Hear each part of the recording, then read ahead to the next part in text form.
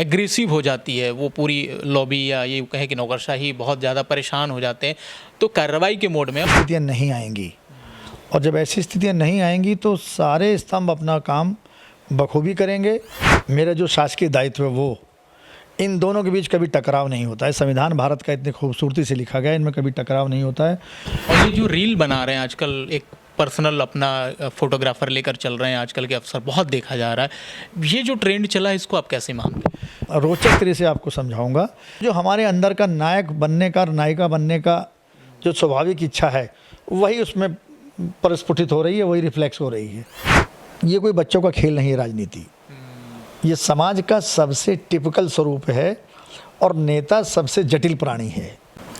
भारत की राजनीति में, या यूँ कहें कि भारतीय परंपरा में, राजनीति और नौकरशाही दोनों एक दूसरे के पूरक भी माने जाते हैं, लेकिन पत्रकारिता, नौकरशाही और राजनीति, ये तीनों अभी एक दूसरे के प्रति सामंजस्य की स्थिति नहीं बिठा पा रहे हैं। इसके चलते कई बार होता है कि पत्रकारों और नौकरशाहों के बीच में क्लेश देखने को मिल जाता है। लेकिन इन सब मसलों को हैंडल कैसे किया जाए और इनके सामने जो चुनौतियां हैं उससे निपटा कैसे जाए, इन तमाम विषय पर बातचीत करने के लिए इस वक्त लखनऊ से जो सचिवालय संघ के अध्यक्ष हैं अर्जुन देव भारती जी, वो हमारे साथ जुड़े हैं, इनसे बातचीत करेंगे। और चूंकि सचिवालय संघ के नेता हैं तो जाहिर सी बात है कि इनके पास वो क्या तरकीब है और ये क्या सोचते हैं और किस तरह से नौकरशाही में एक सोच है पत्रकारिता को लेकर, और जब जनता के बीच जब ये जाते हैं तो उस तरह में से किस तरह की सोच इनके सामने निकल कर आती है, वो भी इस पर बात करेंगे। सर, स्वागत है आपका खबर तक मीडिया पे। तो सवाल यही है कि आप किस नज़र से देखते हैं, और ख़ासतौर पर जो आपका सचिवालय है, पत्रकारिता हो या राजनीति हो या तमाम जो सेवा के क्षेत्र हों, वो कैसे नज़र आते हैं जब आप लोग ग्राउंड पर होते हैं, जनता के बीच में होते हैं? देखिए, तंत्र में 4 स्तंभ हैं: विधायिका, न्यायपालिका, कार्यपालिका और प्रेस या मीडिया चौथा स्तंभ है। और तीनों स्तंभों की अपने अपने एक जवाबदेही है, उत्तरदायित्व है, और तीनों स्तंभ पृथक पृथक रूप से अपना अपना क्षेत्र में काम करते हैं, और इसीलिए एक दूसरे के कार्य क्षेत्र में इंटरफेयर न करे, इसलिए वो पृथकता का सिद्धांत रखा गया है। परंतु जो लोकतंत्र में मीडिया है, प्रेस है, कोई इलेक्ट्रॉनिक हो चाहे प्रिंट मीडिया हो, में मीडिया की भूमिका बहुत महत्वपूर्ण है। चाहे कोई राजनीतिक दल चुनाव से पहले जनता के बीच अपनी आवाज़ पहुंचाना हो, अपना मैनिफेस्टो पहुंचाना हो, या सत्ता में आने के बाद अपनी विकास योजनाओं को जनता को बताना हो, अपनी उपलब्धियों को बताना हो, मीडिया का ही इस्तेमाल किया जाता है, क्योंकि सरकार जनता के बीच मीडिया के माध्यम से ही जाती है। की आलोचना करता है तो बहुत एग्रेसिव हो जाती है वो पूरी लॉबी, या ये कहें कि नौकरशाही, बहुत ज़्यादा परेशान हो जाते हैं, तो कार्रवाई के मोड में। और अब देखा गया कि बहुत सारे पत्रकारों पर या इस तरह के एक्टिविस्ट जो हैं उन पर कार्रवाइयाँ बहुत ज़्यादा होने लगी। निष्पक्षता, स्वतंत्रता और निडरता पत्रकारिता के पहलू हैं। तो अगर पत्रकार बंधु अपनी निष्पक्षता, निडरता और व्यवहारिकता को ध्यान में रखेंगे तो मैं समझता हूँ ऐसी स्थितियाँ नहीं आएंगी। और जब ऐसी स्थितियाँ नहीं आएंगी तो सारे स्तंभ अपना काम बखूबी करेंगे। रही बात किसी पॉलिटिकल स्टेटमेंट की, तो उस पर ना जाते हुए हम अपने दायरे में ही सवाल के उत्तर को रखेंगे कि अगर कोई भी पक्ष अपने दायरे में कार्य करता है, अपनी सीमाओं में कार्य करता है, क्योंकि सबका एक कोड ऑफ कंडक्ट है, मीडिया के लिए भी एक कोड ऑफ कंडक्ट है, एक जवाबदेही है निष्पक्षता की, पारदर्शिता की और सच्चाई को सामने लाने की। और बीसी के साथ भी यही बात है, न्यायपालिका के साथ भी यही बात है, क्योंकि सबकी जवाबदेही अंततोगत्वा जनता के प्रति है। अगर कोई वर्ग जनता के सामने सच्चाई रख रहा है, तथ्य रख रहा है, तो मैं समझता हूँ उसमें कुछ गलत नहीं है। सर, पद के साथ क्या गुस्सा आ जाता है? ये नेचुरली होता है, देखा गया है कि जो जितने बड़े पद पर आसीन होते हैं उतने ज़्यादा एग्रेसिव नहीं, पद के साथ भ्रम आता है, गुस्सा भले ना आए, एक भ्रम आ जाता है। वो भ्रम आ जाता है ये कि शायद मैं हमेशा इस पद पे रहूँगा या हमेशा हम लोग रहेंगे। तो ऐसा भ्रम नहीं आना चाहिए लोकतंत्र में, क्योंकि सारी चीज़ें परिवर्तनशील हैं, बदलती रहती हैं। सबका निजी अनुभव जानना चाहते हैं, क्योंकि इतना व्यापक शब्द है ये डेमोक्रेसी। जब आप कहीं आपकी तैनाती रही, आप सेवा में रहे, अभी भी हैं, लेकिन उस वक्त आपको क्या ये महसूस होता था कि सच में हम लोग एक डेमोक्रेटिक सिस्टम में है तो उसी तरह से फॉलो करना, या कहीं आड़े आता था, या कोई आपका ऐसा निजी अनुभव हो जो आपको याद हो, आप बताना चाहें?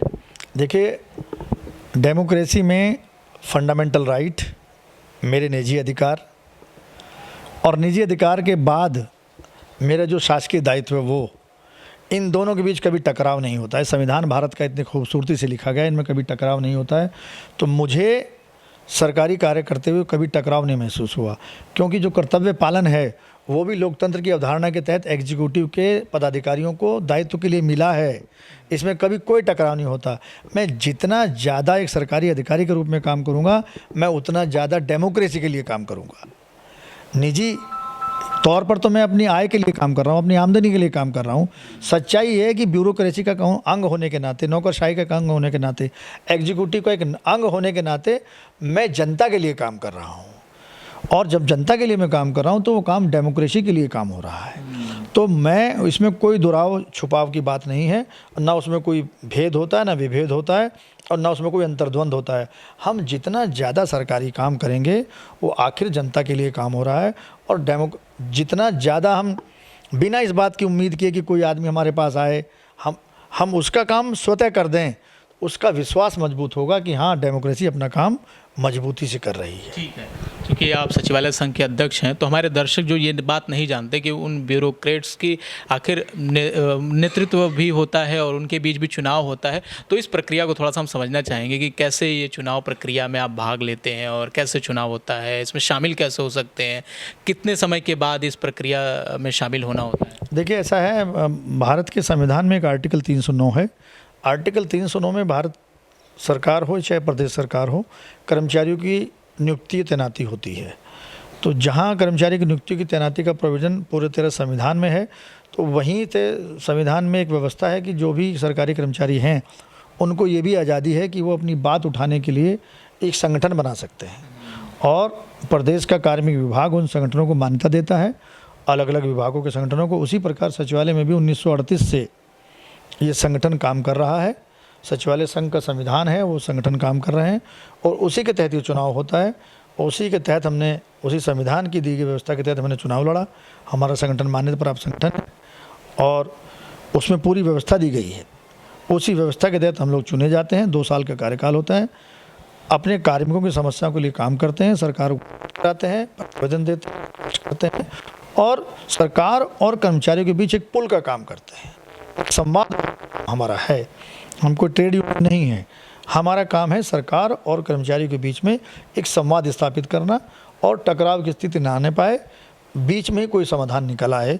क्योंकि सरकार हो चाहे हम हो, हम उसके स्थायी स्तंभ हैं एग्जीक्यूटिव के, और हमारा काम अंततोगत्वा जनता की सेवा करना है। सरकार की जो नीतियां हैं उनको जनता के लिए लागू कराना है, और अपना जो भी योगदान है कर्मचारी के रूप में उसको करना है, उसको देना है। तो जब आपने चुनाव के लिए यहाँ पर अपना आवेदन किया होगा, कोई चुनौती आई आपके सामने, या आपको लगा कि आप शायद जीत जाएंगे, या उसके लिए कुछ और करना पड़ा, जैसा बाकी संगठनों में या जिस तरह की पॉलिटिक्स में होती है कि चुनाव के लिए एक नेता को किस तरह से कुछ खर्च करने की भी ज़रूरत पड़ती है, क्या वैसी कोई सिचुएशन होती है? देखिए, सचिवालय में आवश्यकता होती है, अब जितना खर्चा आपका पर्चे में हो जाए, बाकी कोई चीज़ करने की आवश्यकता यहाँ है नहीं, क्योंकि ये कोई लाभ का पद नहीं है, ये तो सेवा का पद है।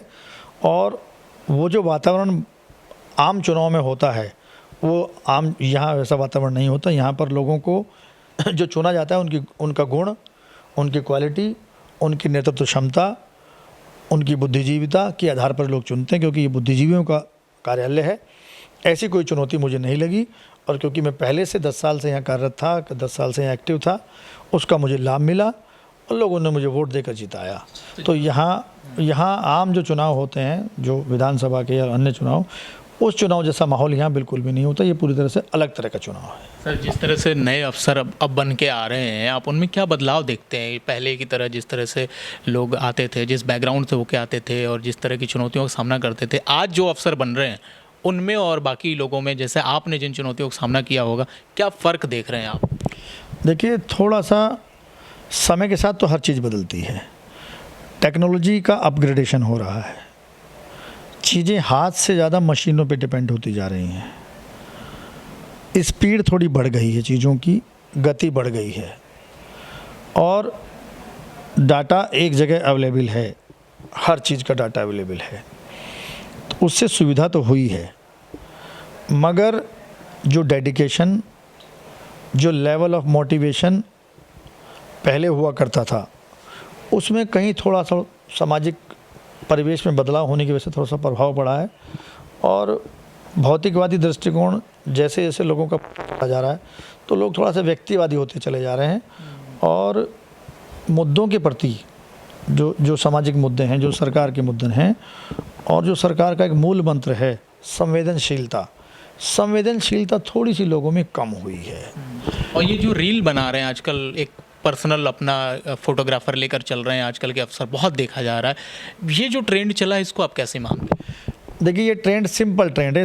इस ट्रेंड को मैं एक बड़े रोचक तरीके से आपको समझाऊंगा कि जब 75 और 80 के दशक का नायक नायिका को लेकर पिक्चर हॉल में जाता था तो फिल्म में एक गाना चलता था, और गाने के पहले मुखड़े के बाद ही हीरो की जगह नायक जाके हीरो बन जाता था और नायिका हीरोइन की जगह गाना गाने लगती थी। तो वो जो हमारे अंदर का नायक बनने का, नायिका बनने का जो स्वाभाविक इच्छा है वही उसमें प्रस्फुटित हो रही है, वही रिफ्लेक्स हो रही है। हर आदमी नायक बनना चाहता है, और भला इस कैमरे का, इस मोबाइल का ये तीसरी क्रांति है दुनिया की। दर्पण, लेंस और मिरर, ये दुनिया को किस लेवल पे ले जाएगा आप इमेजिन नहीं कर सकते। मतलब चेहरा देखने वाला शीशा, ओपेक ग्लास जो ट्रांसपेरेंट शीशा होता है वो, और लेंस, ये वंडर भी है, ये कर्स भी है, और ये बोन भी है। तो आने वाला समय इस रियलिटी और वर्चुअलिटी का है। आप मेरा इंटरव्यू कर रहे हैं, आप इस रियलिटी को वर्चुअलिटी में क्रिएट कर रहे हैं। ये वर्चुअलिटी जब रियलिटी को रिफ्लेक्ट करेगी तो इसमें बहुत सारे भ्रम भी होंगे, बहुत सारी अनरियलिस्टिक चीज़ें भी होंगी, कुछ रियलिस्टिक चीज़ें भी होंगी, पर लोग इसे किस तरह से लेते हैं, क्योंकि हर एक के अंदर एक नायक है, एक नायिका है। तो आज सबको नायक और नायिका बनना है, तो चाहे वो रील हो, चाहे वो यूट्यूब हो, चाहे वो कोई और हो, वो हमारी इच्छा जागृत हो रही है, इसलिए हम सेल्फ प्रोजेक्शन के लिए उसका इस्तेमाल कर रहे हैं। एक और चलन बढ़ा है, लोग राजनीति में जा रहे हैं वीआरएस लेके, समय से पहले वीआरएस और उसके बाद राजनीति। ये भी ट्रेंड आपको सही लगता है कि ब्यूरोक्रेसी में कम से कम इस तरह के ट्रेंड होने चाहिए या नहीं? देखिए, डेमोक्रेसी में हर आदमी को आज़ादी है, स्वतंत्र है, जिसको जो प्रोफेशन चुनना है वो चुन सकता है। वो ब्यूरोक्रेट बने, अपनी मर्जी से बने, पॉलिटिशियन बनना चाहते हैं अपनी मर्जी से बन जाए, कोई दिक्कत नहीं है। बट हमें ये भी देखना होगा कि सक्सेस रेट क्या है, सफलता की दर क्या है। एक होता है ग्लैमर और एक होती है वास्तविकता। अगर मात्र ग्लैमर के लिए हम जा रहे हैं, हमारे सामने ऐसे भी उदाहरण हैं कि बहुत से राजनीतिक दलों ने बड़े बड़े अभिनेताओं को और बहुत बड़ी बड़ी अभिनेत्रियों को चुनाव मैदान में उतारा, अंततोगत्वा उनका कंट्रीब्यूशन क्या है।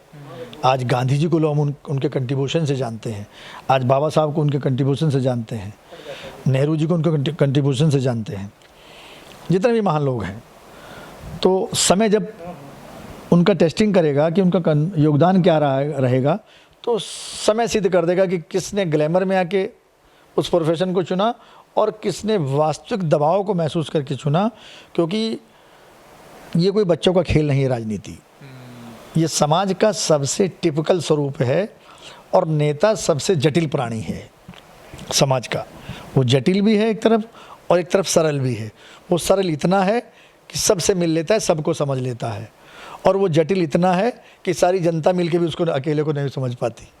तो जटिलता और सरलता का ये इंटरेक्शन चल रहा है, और ये चलता रहेगा। ये तो एक प्रतियोगिता है। परंतु जो भी लोग राजनीति में आ रहे हैं उनको ये सोचना है कि वो ग्लैमर से प्रभावित ना हो। हूटर बज रहा है, गाड़ी तेज़ स्पीड से जा रही है, काफिला जा रहा है, ये 2-4 दिन की चीज़ें हैं। लोकतंत्र में जनता जब पूछेगी कि 5 साल में चुनाव जीतने के बाद आपने क्या किया, अचीवमेंट क्या रहा, तो फिर आपको बगले ना झांकनी पड़े, एक जवाबदेही हो और आप कुछ करके दिखाएं समाज के लिए। समाज ग्लैमर तो देता है, मगर ग्लैमर देने के बाद आपसे वो कुछ उम्मीद भी रखता है। तो 5% ग्लैमर हो, 95% आप उसको आपको पे बैक भी करना पड़ेगा। आखिरी सवाल सर ये है कि ब्यूरोक्रेसी का नाम सुनते ही या नौकरशाही लोग सुनते ही ये कहते हैं कि सरकारें तो बदल जाती हैं, अधिकारी वही रहते हैं और आखिर में जो जिम्मेदारी है वो अधिकारी की बनती है कि वो सरकार को कैसे हैंडल करते हैं, नहीं करते हैं, और हर सरकार में अधिकारी अपने तरीके से फिट हो जाते हैं। ये सोच सही है या आपको लगता है इसके पीछे भी कोई नई कहानी है जो लोगों को नहीं पता है, या एक तरह की ये थ्योरी गढ़ी जाती है, एक नैरेटिव सेट है? देखिए ऐसा है, लोकतंत्र में जो भी पॉलिटिकल पार्टी सत्ता में आती है अपने एजेंडा लेके आती है, उसका अपना मैनिफेस्टो होता है, उसके अपने कार्यक्रम होते हैं, प्राथमिकताएं होती हैं। पॉलिटिकल लीडरशिप का ये दायित्व है कि वो ब्यूरोक्रेसी को कैसे चलाए। इस बारे में मैं ज़्यादा कुछ नहीं कहूँगा क्योंकि ये मेरा क्षेत्राधिकार नहीं है, परंतु एक राजनीतिक शास्त्र का स्टूडेंट होने के नाते या उसकी समझ के नाते हम इतना तो कह सकते हैं कि जो पॉलिटिकल पार्टी में आई है, भारत के संविधान में रेस्पॉन्सिबिलिटी उस आंसरेबिलिटी उसकी है। इंडियन कॉन्स्टिट्यूशन का जो मौजूदा स्वरूप है उसमें पूरी की पूरी पावर एक चुनी हुई सरकार के पास होती है कि वो ब्यूरोक्रेसी को अपने हिसाब से चलाए, विधायिका को अपने हिसाब से चलाए, और प्रतिपक्ष वहाँ है ही आपकी आलोचना करने के लिए। तो ये तो एकदम खुला खेल मुरादाबादी है, इसमें कोई संदेह ही नहीं है। क्योंकि अगर आप सत्ता पक्ष में हैं, दूसरी पॉलिटिकल पार्टी विपक्ष में है, तो वो उसकी आप कोई बिल लाएंगे वो आपकी आलोचना करेंगे। तो अगर आप जनता आपके बिल से कन्विंस है, आपके पास बहुमत है, तो आप करिए। ये तो this is a issue of political will and political system. आपको लगता है कि अधिकारी मातहत हैं नेताओं के और वही जवाबदेही पॉलिटिकल पार्टी की या उनकी? इंडियन कॉन्स्टिट्यूशन में आंसरेबिलिटी विधायिका की है, एग्जीक्यूटिव की नहीं है। तो जो आंसरेबल है वो पावरफुल है, और आंसरेबल जो होता है उसी को लोग बदलते हैं, उसी को सत्ता में लेके आते हैं, उसी को बदलते हैं। बिल्कुल। तो बातचीत करने के लिए सर बहुत शुक्रिया। आपने एक मजे हुए और बड़े अधिकारी के तौर पे उन बातों को बहुत ही सटीक और बहुत ही संक्षेप में बताने की कोशिश की। बहुत बहुत शुक्रिया। धन्यवाद, बहुत बहुत धन्यवाद। आपने मेरा इंटरव्यू किया, आपका चैनल शुरू हो रहा है, मैं बहुत बहुत शुभकामनाएं कि आपका चैनल तरक्की करे और लोकतंत्र के चौथे स्तंभ के रूप में आप निष्पक्षता, निडरता और पारदर्शिता के साथ जो देश की जनता है, प्रदेश की जनता है, उसको न्याय दिलाने में, उसके विकास में, उसको सच्ची और अच्छी खबर पहुंचाने में अपनी भूमिका निभाते रहें। बहुत बहुत धन्यवाद। बहुत बहुत शुक्रिया। और आप सुन रहे थे सचिवालय संघ के अध्यक्ष अर्जुन देव भारती जी को, और उम्मीद करते हैं कि आपको ब्यूरोक्रेसी से जुड़ी हुई तमाम जानकारियां तो मिली ही होंगी। इसके साथ ही तमाम उन मुद्दों पर भी हमने बातचीत करने की कोशिश की, और इसी तरह से मुलाकात का सिलसिला जारी रहेगा। मिलते हैं एक और नए शख्स के साथ।